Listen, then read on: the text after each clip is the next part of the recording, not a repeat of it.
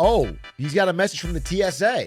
Robert Stacks Unsolved works at the TSA and said, wanted to share caught your past VOD. Things at the airport are getting tough. Flew 10 times this month for work. TSA is stretched thin and traffic jams on the runway. Air traffic controllers running thin. I guess we should talk about that. Should we do a shutdown live update? I mean, what is happening? The Senate adjourned today and will not meet again until Monday. Wait a minute, confirmed. I thought they were still negotiating. The Senate has adjourned as of today, day 30, which means it will not meet again until Monday, which means it will be at the very least tied for the longest shutdown in US history. Wow, wow, wow, wow, wow. Now, realistically, if they don't solve it immediately on Monday, we are now at the longest shutdown in American history. Insane. 13 times they've failed votes to end the shutdown. 5 more votes needed to advance the bill. Mike Johnson saying things are about to become very dark. As I mentioned on Saturday, things are going to become very dire. There is one way out of this, the easy way, the obvious way, and that is for the Democrats to do their job and vote for the CR. Well, before they continue on, I mean, you know, we've hashed this out on a couple different things. I did an episode of the shutdown. I actually recommend watching the original clip if you want to know the back and forth over these expiring Affordable Care Act tax breaks that are like the big thing at the heart of this debate. But realistically, it's more about, you know, for shutdowns in the past and for shutdowns now, it's really more about who thinks they're getting more blame. And I'll be honest, I don't know how it's playing out. It feels so weird. It feels like everyone is held steady on this game of chicken, which is why I don't know how it ends. We should just check if there's any polling. 2 hours ago from the Washington Post, that's the one owned by Bezos, right? Americans blame Trump and GOP more than Democrats for shutting down poll finds. Independents hold Trump by 2-1 margin. Here's the thing, though, this could very well be true. I just have felt that Trump's polling is basically flat. He's got around 40% approval, 41. It's not good. It's not, you know, it's about similar to where like Biden was in 21. It's not good, but it's flat. He's got his base. He can't go lower, but he can't go higher. Yeah, that's what it feels like. And so I don't know. Is that enough? Like, clearly people are mad, and possibly even they're more mad at Republicans here. But what's weird about it, and this is what I noticed, I did some research on this for Lemonade Stand a few days ago. It was like on day 22. What I noticed was the polling for Congress is so low. Like going into this and then also during this, that it can't go lower pretty much. Like it's like they have nothing to lose. Congress as a whole, Republicans and Democrats. People hate Congress so much. They have more to lose by giving in, I feel like. That's why this is lasting so long. I've been told by someone who's considered essential that their department estimates this will last until January. Not that I'm doubting your source here, but I think I would not jump to any conclusions or have anyone that say with confidence when this is going to last. Lasting until January is a really, really, really, really big gamble of a guess. The main thing, if you don't know, is that the reason the shutdown ended so fast last time, and the reason it should end early next week, is because after around day 30, air traffic control starts breaking down. People at ATC who are not getting paid stop showing up for work, and then the planes can't go. Also, government employees who are furloughed, expected to get back pay, can't afford their rent. You know, 70% of Americans, something like 65 to 75 in that range, percent of Americans are paycheck to paycheck. And that includes plenty of people at government jobs. The need to figure this out is going to be super fucking strong in about 4 days. What does the government actually do? The shutdown's on zero effect on me. So what I would say is you usually don't feel it until after 30 days because all essential jobs still have to work and all people not working are still going to get paid. So you can kind of just coast by for 30 days, then you solve it, everybody goes back to work, they get back pay, everything goes on. But if you don't solve it, then you start to get a full month, like a rent payment that comes due and you haven't gotten paid. And that's when shit starts to spiral. I was surprised I could renew my passport during the shutdown. Yeah, I think it's just more backed up, but you can still do it. Although people that are like trying to pay student loans and call people on that are having troubles. New signs of progress 14 hours ago. Our Jacqueline Quinn live there this morning with why some lawmakers say there could be light at the end of the tunnel. Jacqueline, good morning. Okay, but just to be clear, this is this morning, and at the end of the day, they did not do it.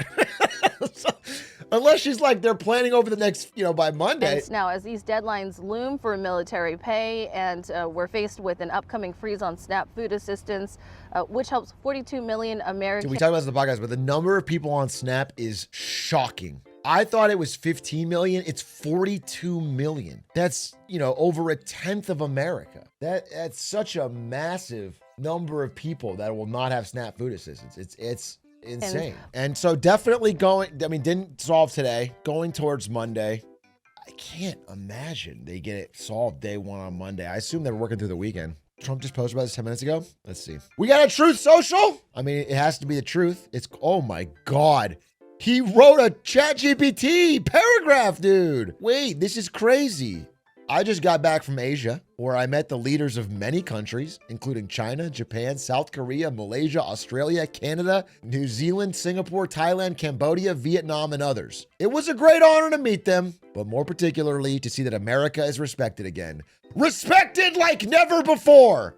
Great trade deals were made, long-term relationships now exist, and money is pouring into our country because of tariffs and, frankly, the landslide results of the 2024 presidential election. The one question that kept coming up, however, was how did the Democrats shut down the United States of America, and why did the powerful Republicans allow them to do that? The fact is, in flying back, I thought a great deal about that question, why? Majority Leader John Thune and Speaker of the House Mike Johnson are doing a great job, but the Democrats are crazed lunatics that have lost all sense of wisdom and reality. It is a sick form of the now, quote, legendary Trump derangement syndrome that only comes from losing too much. They want trillions of dollars to be taken from our healthcare system and given to others who are not deserving. People have come to our country illegally, many from prisons and mental institutions. This is not the case. This will hurt American citizens, and Republicans will not let it happen. It is now time for Republicans to play their, quote, Trump card and go for what is called the nuclear option. Get rid of the filibuster and get rid of it now. Just a short while ago, the Democrats, while in power, fought for 3 years to do this, but were unable to pull it off because of Senators Joe Manchin of West Virginia and Kristen Sinema of Arizona. Never have the Democrats fought so hard to do something because they knew the tremendous strength that terminating the filibuster would give them. They want to substantially expand the United States Supreme Court, make Washington, D.C. and Puerto Rico states, thereby automatically picking up 4 Senate seats, many House seats, and at least 8 electoral votes, and many other highly destructive things. Well, now we are in power, and if we do what we should be doing, it would immediately end this ridiculous country-destroying shutdown. The logic of this is pretty stark. It's like, this is a horrible thing to do to seize power, but now we're in power, it'll benefit us, so we should do it. We are in a bit of a race to the bottom here with this tit-for-tat gerrymandering, breaking of Senate. I don't know. If they nuke the filibuster, that's either a huge W or it's time for no more elections. Yeah, it's interesting. It's just all of these things that are being changed, including some of these norms, would be something you'd be worried about being used against you if the pendulum ever swung the other way. So you either have to think you're super popular or that you don't want to have an election. If the Democrats ever come back to power, which would make easier for them if Republicans are not using the great strength of policies available to them in the filibuster, the Democrats will exercise their right, and it will be done in the first day they take office, regardless of whether or not we do it. In addition to all the other things we would get, such as the best judges, the best U.S. attorneys, the best of everything. This is a concept from years ago of then President Barack Hussein Obama. He's pulling out the Hussein on former Majority Leader Harry Reid in order to take advantage of the Republicans. Now I want to do it in order to take advantage of the Democrats. I guess at least he's honest. Poor Biden already forgotten. Yeah, I feel like Sleepy Joe wasn't pulling numbers anymore. He's got to go back into the Hussein bag.